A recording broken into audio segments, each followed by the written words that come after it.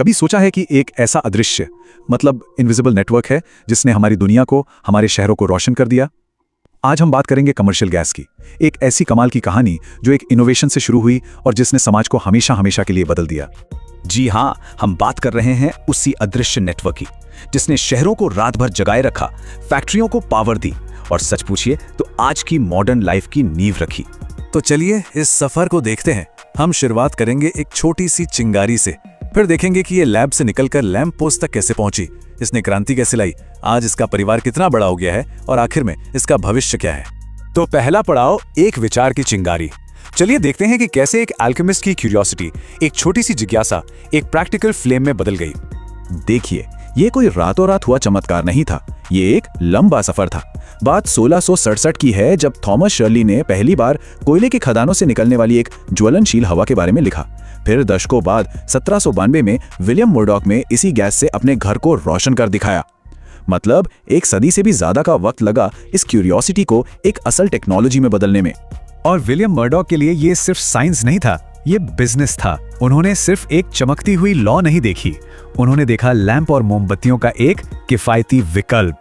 और बस यहीं से कमर्शियल गैस की क्रांति की असल शुरुआत हुई। तो अब आते हैं दूसरे पड़ाव पर, लैब से लैंप पोस्ट तक। अब देखते हैं कि कैसे एक छोटा सा आइडिया एक पूरी इंडस्ट्री में तब्दील हो गया। देखिए, किसी भी क्रांति के पीछे एक पूरी टीम होती है ना? यहाँ भी वही हुआ। विलियम मर्डॉक थे इंजीनियर जिन्होंने इसे मुमकिन बनाया, फ्रेडरिक विंसर थे बिजनेसमैन जिन्होंने इसे बेचा, और सैमुअल क्लेग थे इनोवेटर जिन्होंने गैस मीटर जैसी चीजें बनाकर इसे सेफ और प्रैक्टिकल बनाया। मतलब तीनों का रोल एकदम क्रूशियल था। ये एक गेम चेंजिंग मोमेंट था। सोचकर देखिए, साल 1807 लंदन की मशहूर पाल मॉल सड़क, और वो मोमबत्तियों की टिमटिमाती रोशनी की जगह गैस लैंप की तेज और स्थिर रोशनी से जगमगा रही है।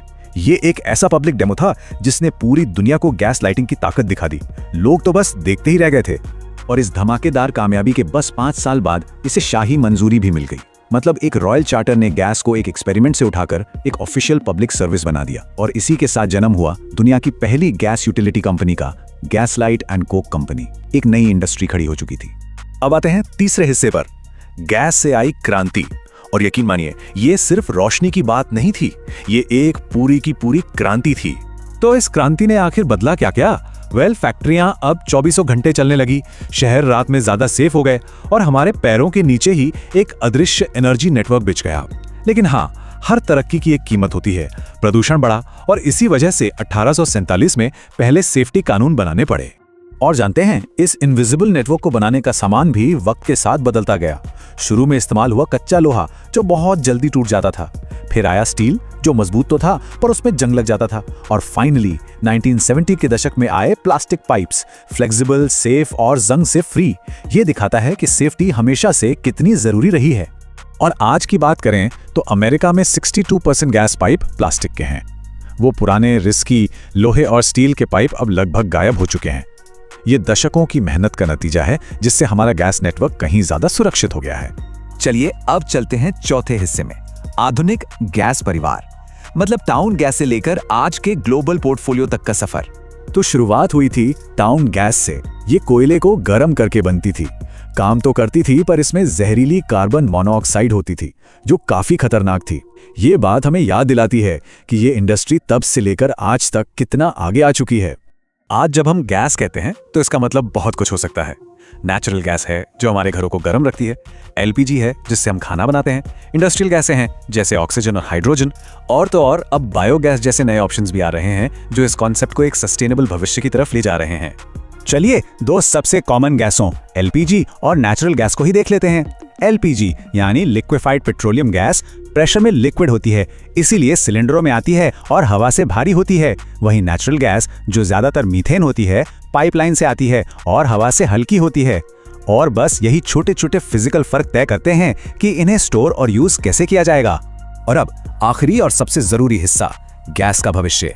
200 साल बाद ये इंडस्ट्री आज अपने सबसे बड़े चैलेंज का सामना कर रही है, और वो है डीकार्बनाइजेशन। जरा इस आंकड़े को देखिए, 13,70,000 मील। अकेले अमेरिका में इतनी लंबी नेचुरल गैस पाइपलाइन है और ये नेटवर्क बढ़ ही रहा है। तो सवाल ये उठता है कि इतने बड़े इंफ्रास्ट्रक्चर का भविष्य क्या होगा? तो इंडस्ट्री खुद को बदलने के लिए 3 मुख्य रास्तों पर काम कर रही है। पहला, हाइड्रोजन। इसे भविष्य का क्लीन एनर्जी सोर्स माना जा रहा है। दूसरा बायोगैस और रिन्यूएबल नेचुरल गैस, मतलब कचरे से गैस बनाना, एक तरह का सर्कुलर मॉडल। और तीसरा है बेहतर एफिशिएंसी।